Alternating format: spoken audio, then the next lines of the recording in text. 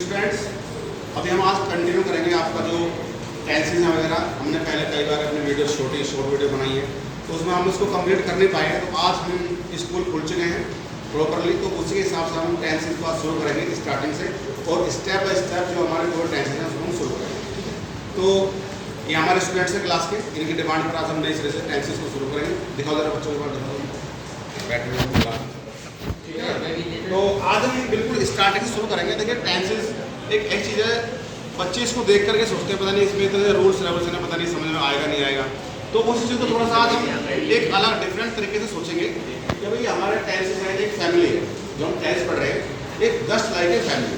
तो जिस तरह से हम कभी अपने जाते कहीं पड़ोस में रिश्तेदारी में, तो हमें नई फैमिली हमें मिलती है, 2-4 दिन हम रुकते हैं, तो उनके जो फैमिली मेम्बर हैं उनसे हमें जान पहचान करने में थोड़ा 2-4 दिन लगते हैं। तो उसी तरह से इसको भी हमें फैमिली मानकर चलेंगे, और इस फैमिली में लगभग 8 या 10 मेंबर है। ठीक है, हम बिल्कुल जस्ट उसी तरह एकदम सीखेंगे इसको फैमिली की तरह। हमने पिछली बार यहीं पे वीडियो रोकी थी अपनी, तो आज ध्यान से इसको हम फैमिली का मुखिया है टेंस, फैमिली का जो हेड मेंबर होता है उसमें टेंस है, और इसके नीचे 3 मेंबर है मुखिया, उसमें आपका present tense, past tense, future tense. ये सभी जानते हैं। अब बड़े बच्चों को ज़्यादा बताने जो तो थोड़ा आगे चलेंगे। हिंदी में को वही बोलते हैं, वर्तमान काल, भूतकाल और भविष्य काल। ठीक है, अब हमें बात करनी है इनकी पहचान की, यानी कि हमारे सामने ये 3 फैमिली मेंबर आ चुके हैं पहले। ठीक है, ये पहले 3 फैमिली मेंबर हैं, इनकी हम पहचान करते हैं आपस में।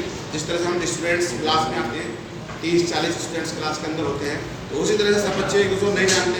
जब धीरे धीरे क्लास में आने लगते हैं, उनके नाम से, उनकी आदतों से सब इनका इंट्रोडक्शन होता है, उसको हम करते हैं। तो धीरे धीरे जैसे पहचान हम करते हैं बच्चों के आपस में दोस्ती करते हैं, तो वैसे हमें इनकी पहचान करनी है, इनकी जो इनकी स्पेसिफिकेशन हो, और हर बच्चे की तरह इनसे भी पहचान करेंगे, दोस्ती करेंगे कि इनकी जो पहचान है क्या है, हिंदी में भी हो इंग्लिश में भी। तो पहला जो हमारा करेक्टर है इस फैमिली के अंदर वो है आपका प्रेजेंट। ठीक है, अभी पास्ट और फ्यूचर को हम बाद में करेंगे, पहले हम पहचान करेंगे अपनी प्रेजेंट टेंस, जो आपका टेंस के अंदर पहला मेंबर है फैमिली। तो प्रेजेंट टेंस की अभी मैं आपको वैसे अपनी वो चीज़ नहीं ओरली बता रहा हूँ। प्रेजेंट टेंस की तो हिंदी में पहचान ये होती है। ठीक है, अब आपको पहचान में आपसे इसका इंट्रोडक्शन कर रहा हूँ कि जिन वाक्य, ऐसे वाक्य जिनके पीछे ता, ते, ती लगे हों, क्या हम कैसे कह सकते हैं, जिन वाक्यों के अंत में ता है, ते है, ता हो, ऐसे शब्द आते हैं, उनको हम प्रेजेंट इंडेफिनिट टेंस कहते हैं। ये हो आपकी हिंदी की पहचान। ठीक है, और जब भी आपसे कोई पूछे भाई प्रेजेंट इंडेफिनिट टेंस की हिंदी में क्या पहचान है, तो आपको सीधा वही बताना है कि जिन वाक्यों के अंत में ता है, ते है, ता या काम, इसे आते हैं हम प्रेजेंट इंडेफिनिट टेंस कहते हैं। अब बात आती है इसकी इंग्लिश के रूल की या सेंटेंस स्ट्रक्चर। ठीक, कभी सेंटेंस प्रेजेंट इंडेफिनिट सेंटेंस होगा या वाक्य होगा, वो कैसा, उसका जो स्ट्रक्चर वो कैसा होगा। सिंपल में मैं आपको बताता हूँ। तो अभी हम क्या करेंगे, जैसे हमने हिंदी में बताया कि भाई वाक्य के अंत में ता है, ते है, ता, वैसे ही अब इंग्लिश में आते हैं इसके रूल पर, नियम पर या सेंटेंस स्ट्रक्चर।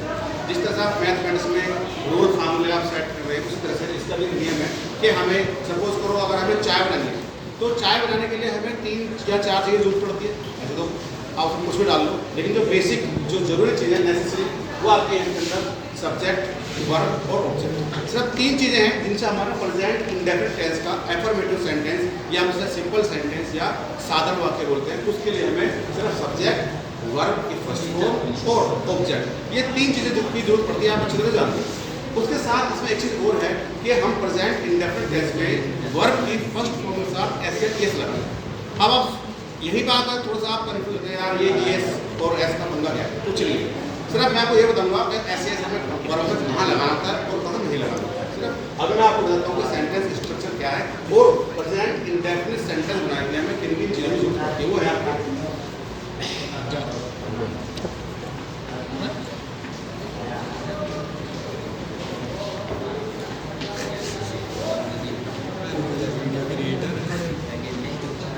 जूम कर दूँ क्या? ये लो जी। ठीक है, अब हमारा जो सेंटेंस स्ट्रक्चर होता है आपका प्रेजेंट इंडेफिनिट टेंस में, ये सिर्फ ये 3 चीज़ें, जैसे आपको चाय बनाने के लिए आपको दूध, चीनी और पानी, ये सिर्फ 3 चीज़ों के आपको अभी प्रेजेंट इंडेफिनिट टेंस के बारे में सोचना है कि हमारी पहचान किससे हो रही है और इसके अंदर क्या क्या चीज़ें होती हैं। ये आपका सब्जेक्ट हो गया आपका, और वर्ब हो गई है, और ऑब्जेक्ट। सिर्फ इसमें एक ही चीज़ है जो आपको सीखनी है या ध्यान में रखनी है कि हमें वर्ब की फर्स्ट फॉर्म जो आपकी क्रिया होती है, उसकी फर्स्ट फॉर्म में एस कहाँ पर लगाना है, कहाँ पर नहीं लगाना है। वैसे तो इसका एक टेक्निकल फॉर्मूला है कि हम लगाना है, लेकिन मैं आपको सिंपल वे में ऐसे बताऊंगा कि आपको समझ में आ जाए, ठीक है। अच्छा, अब सब्जेक्ट क्या होता है, वैसे आप सब्जेक्ट होता है सब विषय बोलते हैं, लेकिन यहाँ पर हम जब प्रेजेंट इंडेफिनिट टेंस की बात करते हैं तो होता है आपका कर्ता, यानी कि काम करने वाला व्यक्ति। इस स्ट्रक्चर के अंदर जो काम हो रहा है, सेंटेंस स्ट्रक्चर में जो वाक्य का प्रकार है उसमें जो काम करने वाला व्यक्ति है उसको बोलते हैं सब्जेक्ट, ठीक है, जिसके द्वारा वो काम किया जाता है। वर्क यानी कि क्रिया, कर्ता, क्रिया कार्य, क्रिया और कार्य भी कहते आप हैं। लोग वीडियो बन रही है अलग बात है, लेकिन आप सभी लोग बच्चे जो बैठे हैं इसको तो मैं बता रहा हूँ ना, दोबारा इस तरह से मैं नहीं बताऊंगा, फिर थोड़ा एडवांस लेकर चलेंगे। तो सब्जेक्ट मीन्स काम करने वाला व्यक्ति से हम बोलते हैं कर्ता। वर्ब यानी कि क्रिया, जो आपने हिंदी में पढ़े क्रिया की रूप, तो यहाँ पर हम वर्ब की फर्स्ट फॉर्म लेकर चलेंगे, साथ में एस, उसके बाद आप ऑब्जेक्ट से बच्चे कुछ ही बात है, यानी कि काम करने वाले के द्वारा इसके द्वारा काम किया गया उसका जो प्रभाव पड़ रहा है जिस चीज़ पर। लास्ट में मैं खाना खाता हूँ, तो मैं खाना खा लिया, शुरुआत खाना तो खाने पर सबसे लास्ट में किया, इस तरह से, ठीक है।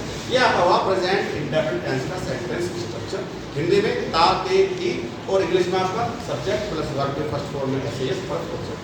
अब बात आती है इसके एग्जाम्पल की, या ऐसे में कहाँ पर लगाना है कहाँ पर नहीं लगाना, वो आपको अच्छी तरह से पता होगा। तो वापस आते हैं आपका, तो ये आपकी हिंदी में पहचान हुई है, इसको हम बोल सकते हैं आपकी पहचान। सर तो है, मेरा कहना मतलब ये है होगी ना वो पहचान हिंदी की, इसमें वाक्य में ता, ते, ताऊ याद है, और इंग्लिश में जो आपको बताया था सब्जेक्ट प्लस वर्ब के फर्स्ट फॉर्म ऐसे प्लस ऑब्जेक्ट। अब बात करते हैं हमारे इसके ऐसे एग्जाम्पल आपको बताऊंगा, आप अच्छे से ट्रांसलेट कर लेंगे हिंदी वाले को इंग्लिश में। अब बात है हमारी ऐसे, तो हम जो हमारे सब्जेक्ट काम करने वाले व्यक्ति होते हैं, कौन कौन से व्यक्ति होते हैं, जैसे मान लीजिए कुछ लोग होते हैं कि भाई दिखने में सोचते हैं कि हम सुंदर नहीं है, तो वो लगाते हैं भाई कैप लगा ली, चश्मा लगा लिया, कुछ और लगा लिया अच्छा देखने के लिए। तो वैसे ही कुछ हमारी वर्ब ऐसी हैं, कुछ वर्ब जिनको हमें साथ में एस लगाना होता है। अब कहाँ लगाना है कहाँ नहीं लगाना है, हमारे सब्जेक्ट है हमारे आई, वी, यू, दे, जहाँ भी हमारा सेंटेंस इनसे शुरू होगा तो वर्ब में हम एस नहीं लगाएंगे। बचा आपके ही, शी, इट या किसी का नाम, सेंटेंस हमारा इनसे शुरू होता है तो वहाँ पर हम एस लगाते हैं। सिंपल सी बात है, ज़्यादा सोचने की जरूरत नहीं है। आई, वी, यू से शुरू होगा नहीं लगाएंगे, ही, शी, इट से शुरू होगा तो वर्ब में एस लगाएंगे। बस इतना आपको याद रखना है, ये मैं लिख दूँगा। सिंपल सा फार्मूला है कि हमें कहाँ पर एस लगाना है, एस लगाना है, कहाँ पर नहीं लगाना है। ये है आपका आई, वी, यू, यानी कि मैं, हम, तुम और वे, जो हमें सामने दिखते हैं फर्स्ट पर्सन, ठीक है। इनके साथ सेंटेंस शुरू होता है तो हम वर्ब के फर्स्ट फॉर्म में एस नहीं लगाएंगे, और ही, शी, इट यानी वह लड़की या कोई निर्जीव चीज़ होगी या किसी का नाम होगा तो उनके साथ वर्ब के फर्स्ट फॉर्म में एस लगाते हैं। फॉर एग्जाम्पल के लिए अभी जब हम 4-5 सेंटेंस करेंगे ना तो आपको पता चल जाएगा। आई वी, आपका फोकस यहाँ पर होना चाहिए, कहाँ पर लगाना है कहाँ पर नहीं लगाना। इसका एक टेक्निकल अब बात आती है कि भाई एस और ई एस इसमें क्या फ़र्क है। टेक्निकली जो बच्चा है वो पता सकता है कि एस क्या है। वैसे तो आप एग्जाम्पल प्रैक्टिस करोगे तो आराम से पता चल जाएगा, लेकिन वो आपको वोवल्स पर डिपेंड करता है। कुछ हमारे जो वर्क है जो हमारे वोवल्स पर खत्म होती है तो हम ऐसे वहाँ पर होता है, वोवल और कॉन्सोनेंट टाइम लगेगा उसको समझा दें ध्यान से। लेकिन हम यहाँ बात करते हैं अपने एग्जाम्पल की, तो एग्जाम्पल हम हिंदी में लिखते हैं, उसमें 2 सेंटेंस और फिर उसको हम आगे करेंगे ट्रांसलेट हिंदी में तो पता चल जाएगा, ठीक है। एक एग्जाम्पल लिखता हूँ,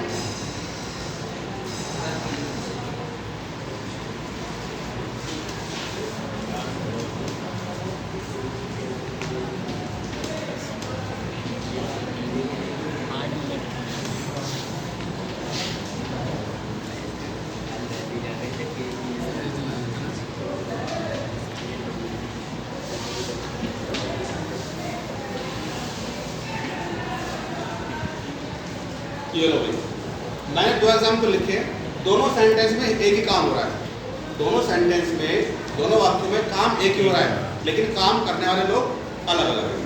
अब इसी से आपको पता चल जाएगा कहाँ पर हमें ऐसे लगाना है कहाँ पर नहीं लगाना है।